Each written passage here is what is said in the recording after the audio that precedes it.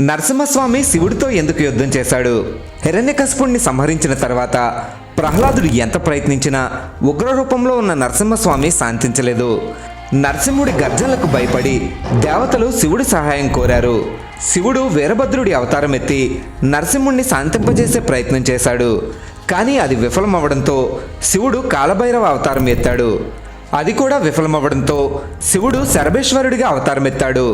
మనిషి దేహం, గ్రద్ద రెక్కలు, సింహం తలతో భయంకరంగా ఉన్న శరభేశ్వరుడితో నరసింహస్వామి హోరాహోరీగా యుద్ధం చేశాడు. అలుపనేది లేకుండా జరిగిన యుద్ధంతో లోకాలన్నీ అల్లకల్లోలంగా మారాయి. శరభేశ్వర అవతారంలో ఉన్న శివుణ్ణి గుర్తించి నరసింహస్వామి శాంతించాడు.